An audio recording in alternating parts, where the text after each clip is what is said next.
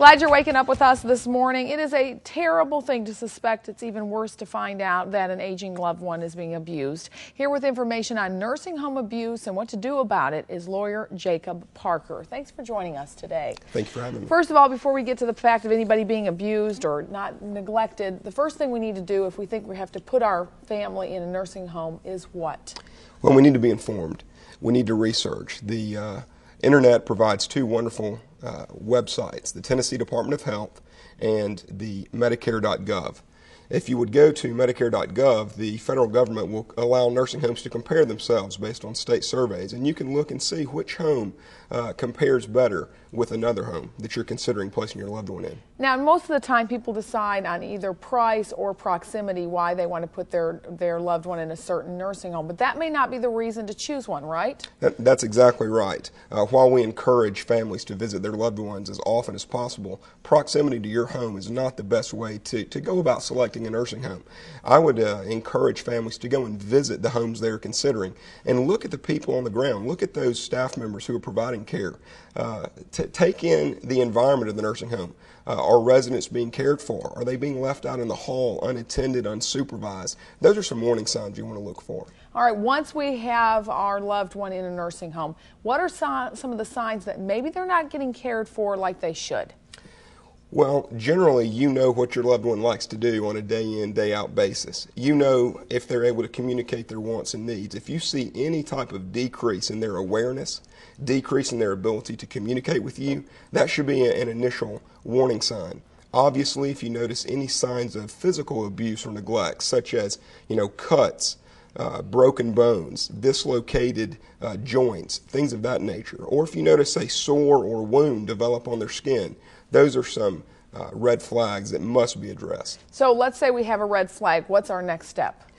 Become very involved with the facility itself. Each facility has an administrator and a director of nursing that should be in their office at the facility at least 5 days a week. I would make a written report to both of those individuals and voice your complaints. Your resident loved one has certain rights. One of those rights is a care plan meeting. That's where you as a loved one can sit down with the facility to talk about the plan of care for your loved one. Voice those concerns at those meetings.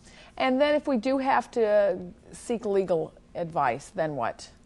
Well, obviously you need to contact an attorney if you suspect that your loved one has been the victim of abuse and neglect. Should we move them out? I mean, I assume we move them out of the home as fast as we can. Obviously, we want to find suitable placement for your loved one to remove them from an abusive situation. So that would be a wonderful first step. And then contact someone like you. That's exactly for the next part. Exactly right. Can we get out? Are we in contracts or things like that? Is that a problem? That's a wonderful question. Yes, nursing home admission coordinators have a job to market their facility and to increase what we call the resident census, the number of beds that are filled. Yep.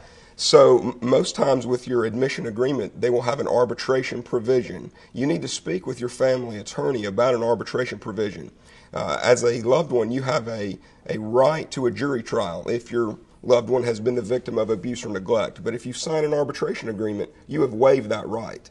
So I would encourage you to contact your family lawyer at the very moment you admit your loved one to the nursing home so he can decide whether that's right for you. And then you could fall back on that if there is a reason that you need to seek legal advice. That's exactly right, but we find that in 9 times out of 10 you should not waive your right to a jury trial. Absolutely. Some good tips for us this morning. If you want more information, of course, Lawyer Parker actually specializes in this kind of problem. So if you have a loved one going into a nursing home or a loved one in a nursing home and you have questions, give him a call. He's on Market Street. The number to call is 240-5120, or you can go online for more information, theparkerfirm.com. I want to thank you for joining us today. Thank you for having me. Stay with us. We're going to take a short break and be right back. You're watching WDEF News 12 this morning.